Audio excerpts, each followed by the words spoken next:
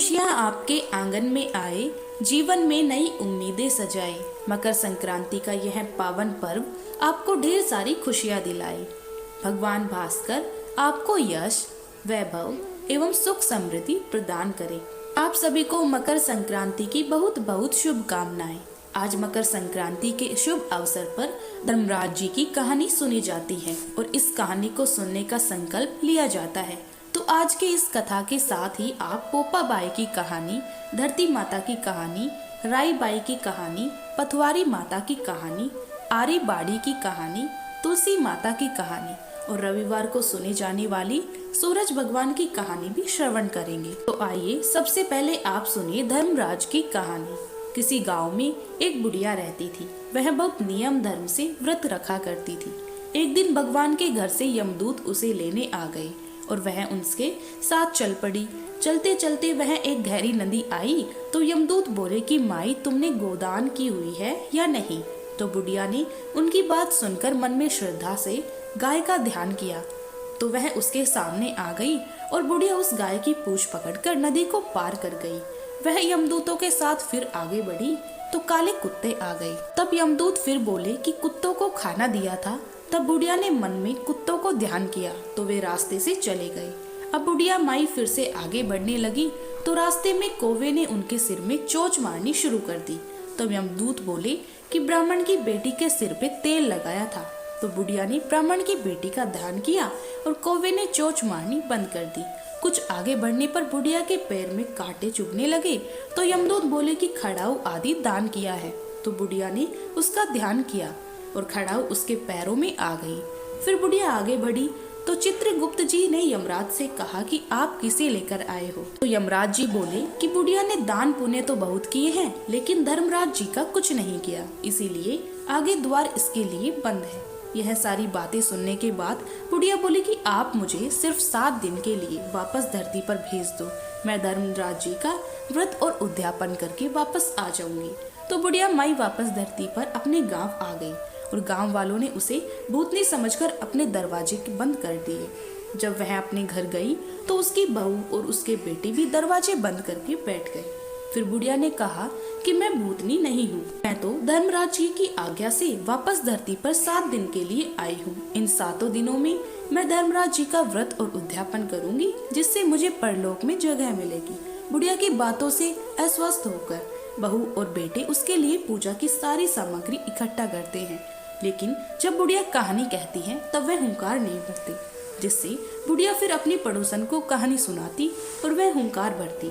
7 दिन की पूजा, व्रत और उद्यापन के बाद धर्मराज जी बुढ़िया को लेने के लिए विमान भेजते हैं। स्वर्ग का विमान देखकर उसके बहू और बेटों के साथ सारे गांव वाले भी स्वर्ग जाने को तैयार हो जाते हैं।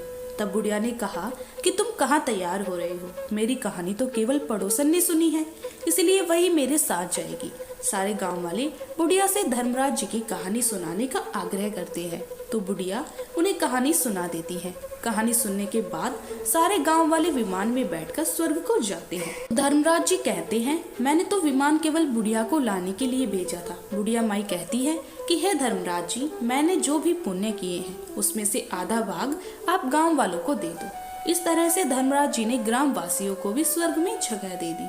हे धर्मराज जी महाराज, जैसे आपने बुढ़िया माई के साथ सभी गांव वालों को भी स्वर्ग में जगह दी है, उसी तरह हमें भी देना।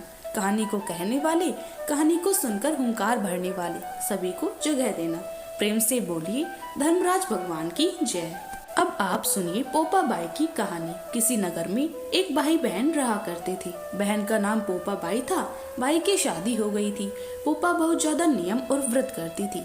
एक दिन उसने अपने भाई और भाभी से कहा कि मैं शादी नहीं करूंगी, मेरे रहने के लिए गांव के बाहर एक झोपड़ी बनवा दो, मैं उसी में रहकर अपना जीवन व्यतीत कर लूंगी। तो पोपा बाई ने गांव के सभी लोगों से कहा कि आप लोग अपने पने गाय बछड़े को मेरे झोपड़े के पास घास चरने के लिए छोड़ दिया करो, मैं सभी के गाय बछड़ों की देखभाल किया करूंगी। उसके बदले में जो भी बचा कुचा खाना हो वह मुझे दे देना, मैं वहीं खाकर रह लूंगी।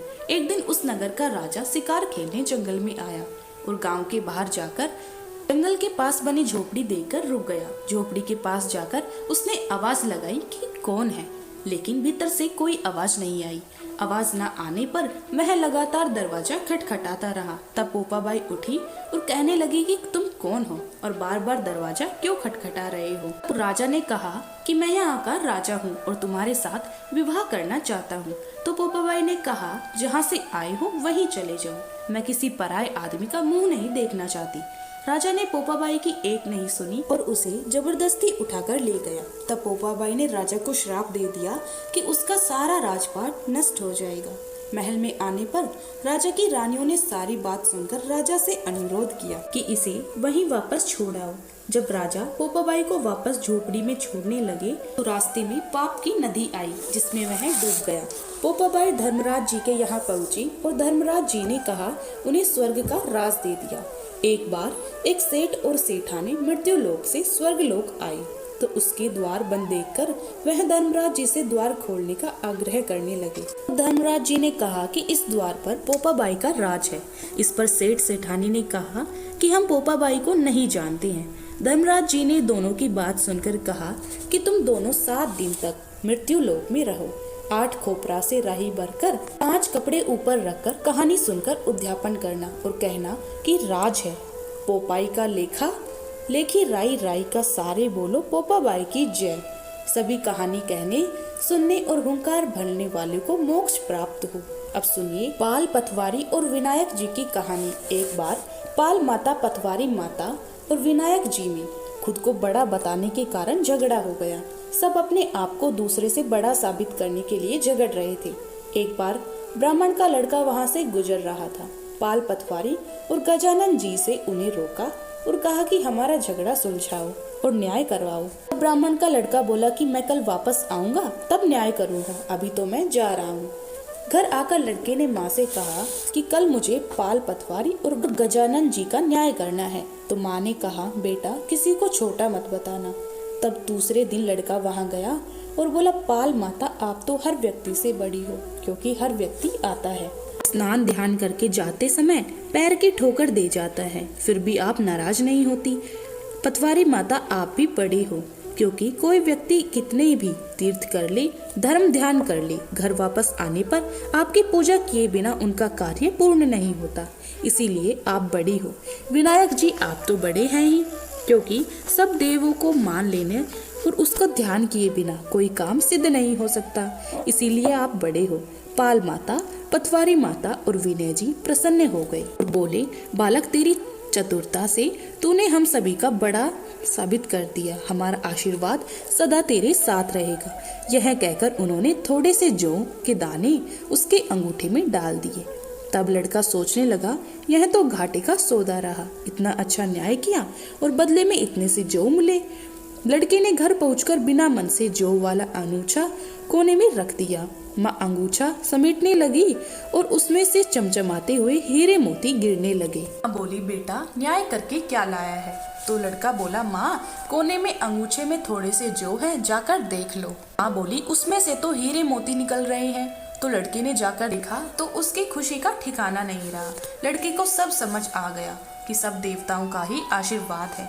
अब उसने अपनी माँ को सारी बात बताई। दोनों बहुत खुश हुए और आनंद से रहने लगे। हे भगवान, पाल माता, पटवारी माता और विनायक जी महाराज से जिस प्रकार ब्राह्मण के लड़के को आशीर्वाद दिया, ऐसा आशीर्वाद सभी को देना। कहानी कहने सुनने और हुंकार भरने वालों को सबको स्वास्थ्य, समृद्धि, धन धान्य देना। प्रेम से बोलो पटवारी माता की जय। अब सुनिए धरती माता की कहानी। एक गांव में एक माँ थी, उसके एक बेटी और एक बेटा, दोनों छोटे थे। माँ गरीब थी और वह मजदूरी करके अपना गुजारा चलाती थी। धीरे धीरे उसके बच्चे बड़े होने लगे। बेटी शादी के योग्य हो गई। माँ बूढ़ी हो गई तो माँ ने बेटी से कहा कि बेटी तेरी बहन बड़ी हो गई है, इसीलिए तुम्हारे जैसा घर और वह देकर उसकी शादी करना। ऐसा कहकर माँ तो कुछ दिनों में मर गई। भाई गांव घूमने लगा लेकिन बहन के योग्य उसे कोई वर नहीं मिला। वह घूम घूम कर थक गया। बैठे बैठे उसने एक दिन सोचा कि मैं ही इससे शादी कर लूं। ऐसा सोचकर वो चुनरी और सामान लाया। तो बहन ने कहा यह सब सामान क्यों लाया है भाई? भाई बोला तेरी शादी है। मोहल्ले वालों ने बहन से कहा कि तुम्हारा भाई ही तुमसे शादी कर रहा है। तो बहन ने भाई से पूछा मेरी शादी किससे कर रहे हो? भाई कुछ नहीं बोला। तो बहन समझ गई। उसने एक लोटा लिया, चुनरी ली और चप्पल पहनकर जंगल के लिए रवाना हो गई। गायों के ग्वालों ने उनसे पूछा कि वन में क्यों जा रही हो, तो वह कुछ नहीं बोली। वन में जाकर वह धरती माता को पुकारती है, बोलती है, हे माँ, तू ही मेरी लाज रखना, नहीं तो यह अन्याय हो जाएगा। अब मैं क्या करूं? मुझे अपनी गोद में ले लो, नहीं तो मैं यहाँ पर मर जाऊंगी। अब धरती माता फटती है और वह बहन ने एक तरफ लोटा, चुनरी, चप्पल रख दी और वह धरती में जाने लगी। इतने में ही दौड़ता हुआ भाई वन में आया और ग्वालों से पूछा कि उसकी बहन किस तरफ गई है। तो ग्वालों ने कहा कि तेरी बहन उस तरफ गई है। वह बहन बहन पुकारता हुआ दौड़ा तो बहन धरती माता के अंदर समा रही थी और उसने थोड़े बाल बाहर दिख रहे थे। उसने बहन के बाल मुट्ठी में पकड़े और रोने लगा, बहन, तू सत्य के लिए धरती माता की गोद में समा गई। मेरी बुद्धि भ्रष्ट हो गई थी। माँ का वचन निभाने के लिए मेरे जैसा कोई वर नहीं मिला, इसलिए मुझे ऐसा विचार आया। पर धरती माँ ने सत्य के लिए बेटी को अपने में समा लिया। जो बाल उसके बाहर थे वह दो हो गए। इसलिए सभी औरतें कहानी सुनते हैं और लोटा, चप्पल, चुनरी एक बर्तन में हरे मूंग, एक लड्डू कुंवारी कन्या को देगी। उसको धरती माता हमेशा सुखी रखेगी। प्रेम से बोलिए धरती माता की जय। अब सुनिए रानी बाई की कहानी। दो माँ बेटियां थी। बेटी का नाम राई था। वह बहुत सुंदर और सुशील थी। भगवान कृष्ण की वह पक्की भक्त थी। एक बार भगवान कृष्ण उसकी परीक्षा लेने के लिए डासरियां बेचने वाले बनकर आए और आवाज देने लगे, राई अपनी माँ से बोली, मुझे भी डासरियां चाहिए। तो माँ बोली, मैं पैसे कहाँ से लाऊं?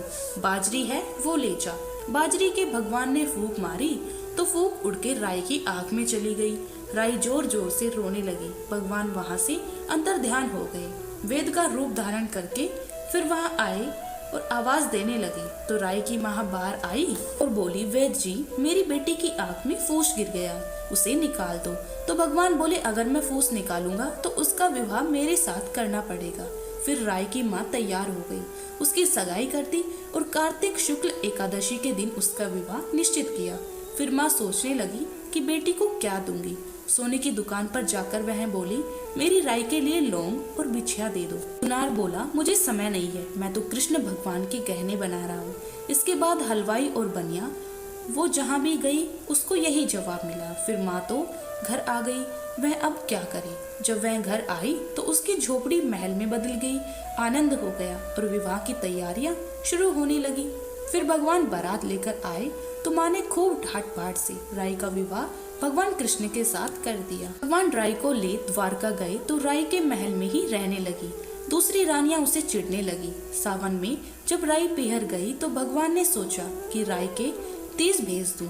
7 जरी के बेस और 5 सोने के गुट्टे रख दिए। वो हंसों को बुलाया और बोले, सीधे राय के पीहर जाना, कहीं मत रुकना। राधा रुक्मण को पता चला तो उन्होंने हंसों को अपने महल में बुला के कहा कि थोड़े मोती चुग लो।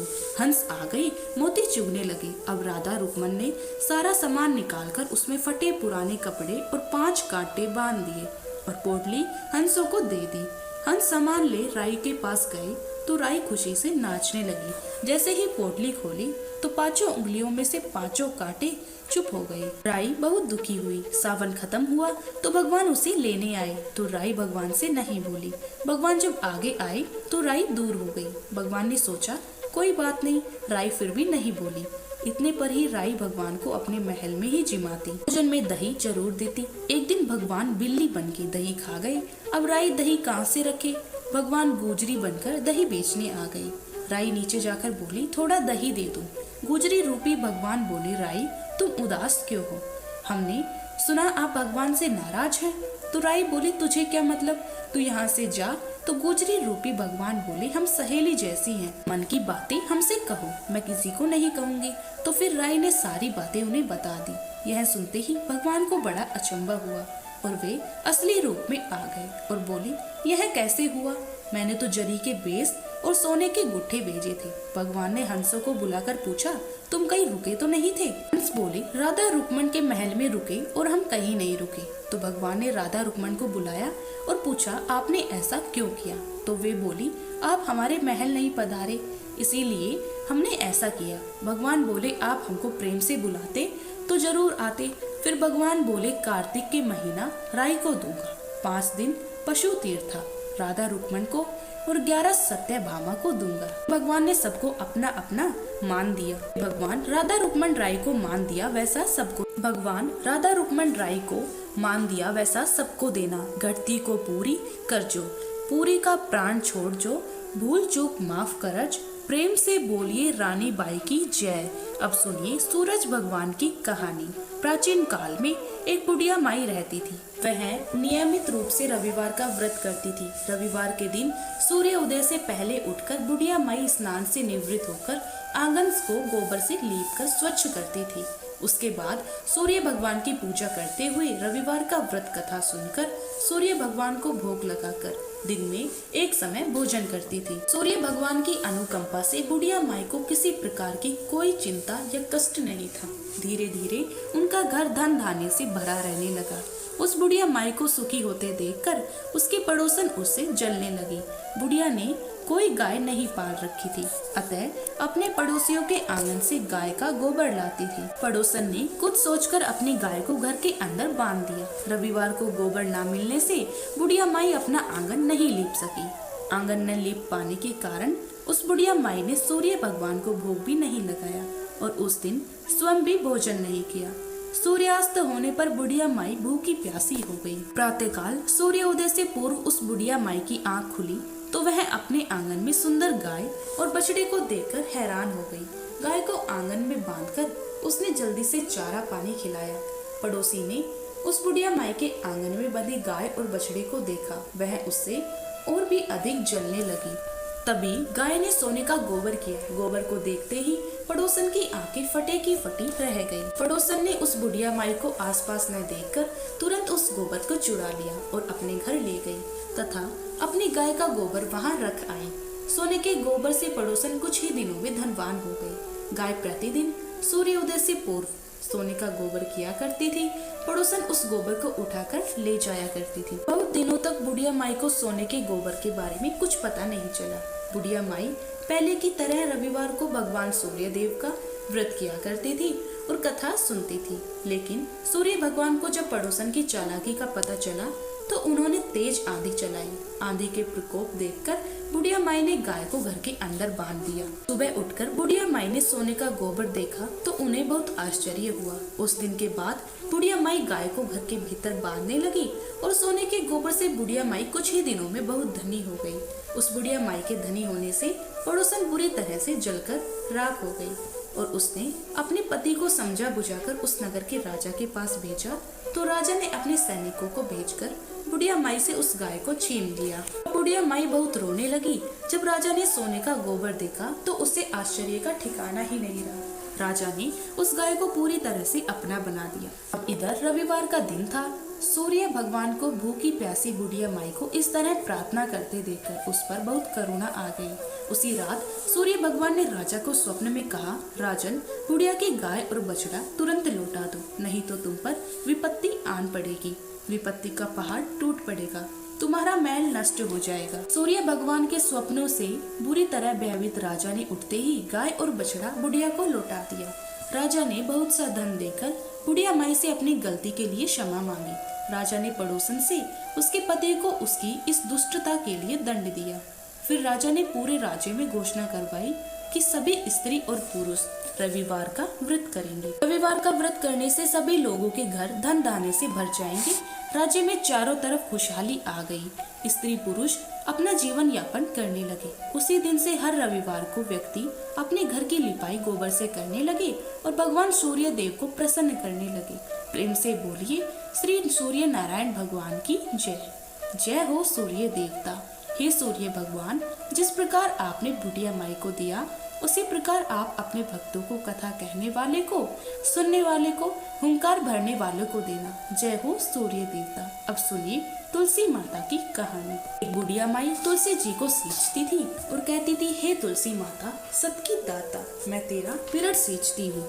मुझे बहू दे, पीताम्बर की धोती दे, मीठा मीठा घास दे, बैकुंठ में वास दे, चटक की चाल दे, पटक की मौत दे, चंदन का काट दे, रानी सा राज दे, दाल भात का भोजन दे, 11 की मौत दे, कृष्ण जी का कंधा दे।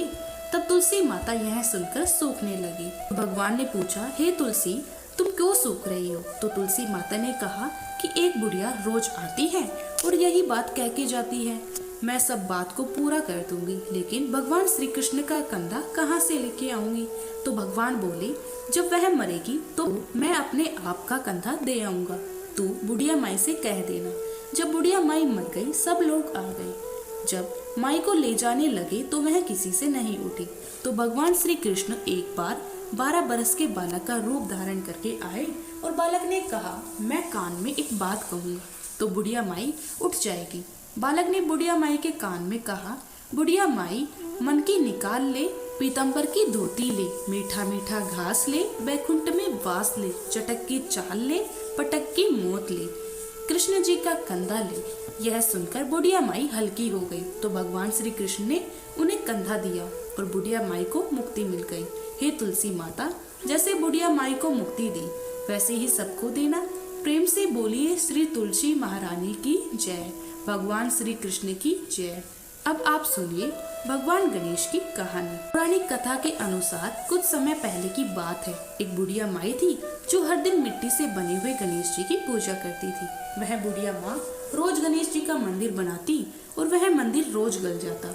वहीं पास में एक धनी सेठ का मकान बन रहा था। बुढ़िया माँ एक दिन वहाँ जाकर काम करने वाले मिस्त्री से बोली कि आप यहाँ से मेरे लिए एक पत्थर के गणेश जी बना देंगे। तब वहाँ के मिस्त्री ने कहा कि हम तुम्हारे लिए गणेश जी नहीं बनाएंगे। जितनी देर में हम गणेश जी बनाएंगे इतनी देर में हम अपना आधा काम पूरा कर लेंगे। तो बुढ़िया माँ ने गुस्से में आकर कहा कि राम करे तुम्हारी दीवार टेढ़ी हो जाए। उसके बाद मिस्त्री ने अपनी दीवार बनाई और वह टेढ़ी हो गई। मिस्त्री बार बार दीवार को बनाता और तोड़ देता। ऐसा करते करते शाम हो गई। फिर थोड़ी देर में सेठ आया और उसने कहा, आज तुम लोगों ने कुछ भी काम नहीं किया। तो फिर वह सेठ जी से कहने लगे, एक बुढ़िया आई थी, उसने हमसे कहा कि एक पत्थर के गणेश जी बना दो, तो हमने मना कर दिया। तब उसने कहा कि तुम्हारी दीवार टेढ़ी हो जाएगी। तब से दीवार टेढ़ी ही बन रही है और हम बनाते हैं और उसे फिर तोड़ देते हैं। सेठ ने उनकी सारी बातें सुनी और मिस्त्री को बोला, अभी की अभी जाओ और बुढ़िया माँ को लेकर आओ। तब मिस्त्री बुढ़िया को लेकर आया और सेठ ने बुढ़िया से कहा कि हम तुम्हारे लिए सोने का गणेश जी बना कर देंगे, तुम हमारी दीवार सीधी करवा दो। और सेठ ने बुढ़िया को सोने से बने हुए गणेश जी की मूर्ति दी। उसके बाद सेठ जी की दीवार सीधी हो गई। हे गणेश जी महाराज, जैसी आपने सेठ की दीवार सीधी की वैसे ही सबकी करना और सबकी रक्षा करना। बोलिए गणेश जी महाराज की जय। अब सुनिए लपसी और तपसी की कहानी। एक लप्स था, एक तपसी था। तपसी हमेशा भगवान की तपस्या में लीन रहता था। लपसी रोजाना 1.25 सेर की लापसी बनाकर भगवान को भोग लगाकर भोजन कर लेता था। एक दिन दोनों लड़ने लगे। तप्स बोला, मैं रोज भगवान की तपस्या करता हूँ, लेकिन मैं बड़ा हूँ, इसीलिए मैं बड़ा हूँ। तपसी बोला, मैं रोज भगवान को 1.25 सेर लापसी का भोग लगाता हूँ, इसीलिए मैं बड़ा हूँ। नारद जी वहाँ से गुजर रहे थे। उन्होंने दोनों को लड़ता हुआ देखकर उनसे पूछा कि तुम क्यों लड़ रहे हो। तप्स ने खुद को बड़ा होने का कारण बताया और लपसी ने अपना कारण बताया। नारद जी बोले, तुम्हारा फैसला मैं करता हूँ। दूसरे दिन लप्स और तपसी नहाकर अपनी रोज की भक्ति करने आए तो नारद जी ने छुपकर 1.25 करोड़ की एक अंगूठी उन दोनों के आगे रख दी। तप्स की नजर जब अंगूठी पर पड़ी तो उसने चुपचाप अंगूठी उठाकर अपने नीचे दबा ली। तपसी की नजर जब अंगूठी पर पड़ी तो उसने ध्यान नहीं दिया और भगवान को भोग लगाकर लापसी खाने लगा। नारद जी सामने आए तो दोनों ने पूछा कि कौन बड़ा है। तो नारद जी ने तपसी से खड़ा होने को कहा। वो खड़ा हुआ तो उसने नीचे दबी अंगूठी दिखाई दी। नारद जी ने तप से कहा, तपस्या करने के बाद भी तुम्हारा चोरी करने की आदत नहीं गई, इसीलिए लप्स बड़ा है और तुम्हें तुम्हारी तपस्या का कोई फल नहीं मिला। तब शर्मिंदा होकर माफी मांगने लगा। उसने नारद जी से पूछा, मुझे मेरी तपस्या का फल कैसे मिलेगा। नारद जी ने कहा, यदि कोई गाय और कुत्ते की रोटी नहीं बनाएगा तो फल तुझे मिलेगा। यदि कोई ब्राह्मण को भोजन करवाकर दक्षिणा नहीं देगा तो वह फल तुझे मिलेगा। यदि कोई साड़ी के साथ ब्लाउज नहीं देगा तो फल तुझे मिलेगा। यदि कोई दिए से दिया जलाएगा तो फल तुझे मिलेगा। यदि कोई सारी कहानी सुने लेकिन तुम्हारी कहानी नहीं सुने तो फल तुझे मिलेगा। उस दिन से हर व्रत कथा कहानी के साथ लपसी और तपसी की कहानी भी सुनी जाती और कही जाती है। तो यह थी मकर संक्रांति के दिन सुनी जाने वाली सभी पवित्र कथाएं। आपको यह वीडियो अच्छी लगी हो तो इसे लाइक करके चैनल जरूर सब्सक्राइब कीजिएगा और कमेंट में सभी देवी देवताओं की जय भी जरूर लिखिएगा। इसी के साथ आप हमारे चैनल पर माघ मास महात्म्य की कथाओं को भी जरूर सुनिएगा। जय श्री कृष्णा, जय श्री हरि, जय श्री श्याम।